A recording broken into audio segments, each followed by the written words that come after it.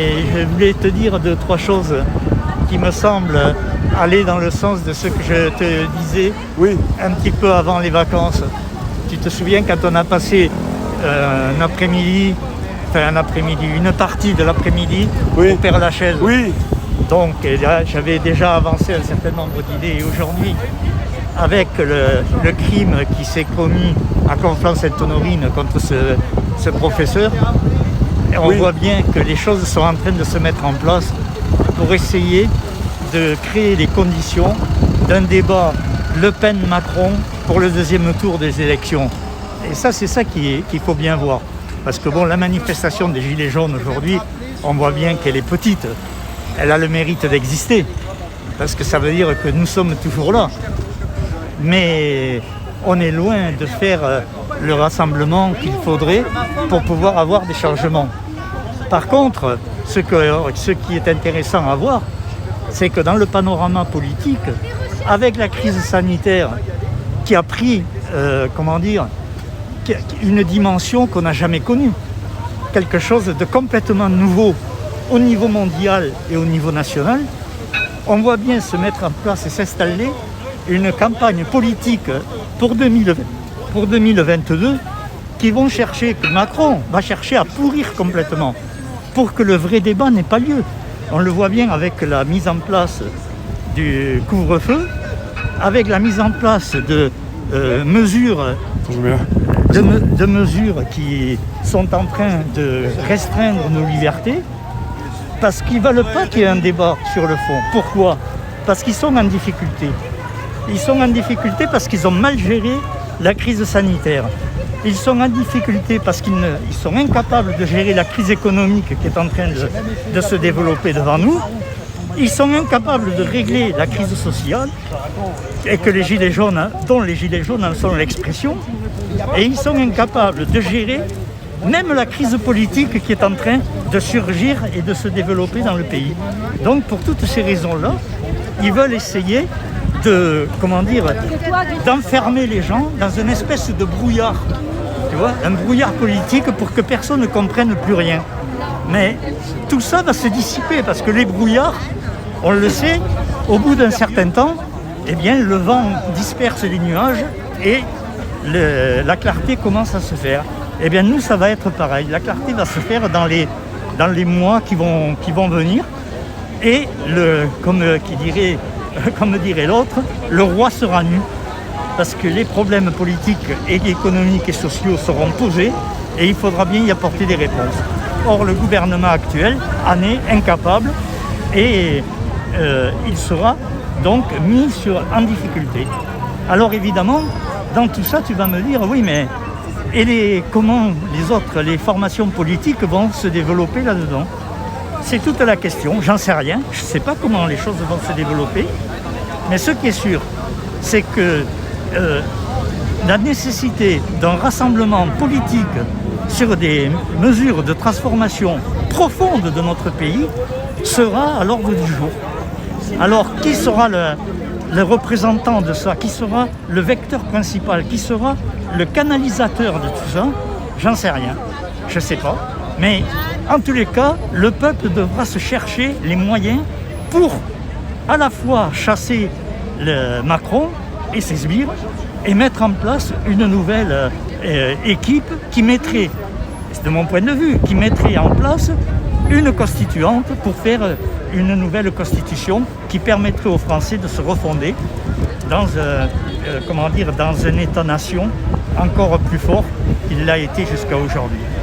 Voilà un petit peu les choses qui sont en train de se développer. Donc tu penses que les Français vont un peu plus se réveiller, si on peut dire se réveiller ? Moi je crois. Beaucoup plus sortir dans la rue ? Moi je ne suis pas de ceux qui pensent et qui sont pessimistes par rapport à cette situation. Je crois, c'est ce que je disais, il y a le brouillard, mais ça va se dissiper. Et les gens seront amenés à reprendre le chemin de l'action, de la lutte. Et alors évidemment, on aura temporisé. Là, ils ont réussi, il faut reconnaître qu'ils ont réussi à amoindrir le mouvement populaire. Mais ce n'est que partiel et temporaire. Ça va revenir avec beaucoup plus de force parce que les gens seront encore plus mécontents dans quelques mois qu'aujourd'hui. Parce que Contrairement à ce que dit Macron, il dit on ouvre les vannes sur l'argent, on disperse un peu d'argent partout. D'abord, il n'en disperse pas beaucoup. Ensuite, il est sélectif. Par exemple, je viens d'apprendre, nous venons d'apprendre hier que les minima sociaux ne seront pas augmentés. Donc, on voit bien que c'est les plus pauvres et les plus fragiles qui vont encore subir le coup. Mais ce qui est plus important encore, c'est que l'enrichissement des uns va apparaître encore plus avec de l'insolence, avec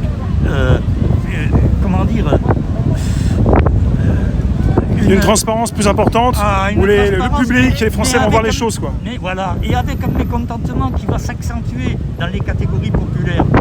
Et donc, tout ça va éclater. Alors, en plus, en essayant de diviser les musulmans des Français musulmans, des autres Français, tout ça va créer des contradictions et des exaspérations qui sont lourdes de danger, et en même temps, elles sont aussi porteuses de mouvements émancipateurs beaucoup plus amples. On voit bien d'ailleurs que l'offensive qui est menée en politique, dans les télés, sur l'idée, parce que tous les commentateurs, tous les soi-disant spécialistes, etc., sont en train de nous expliquer qu'il faut vraiment se cristalliser contre les musulmans.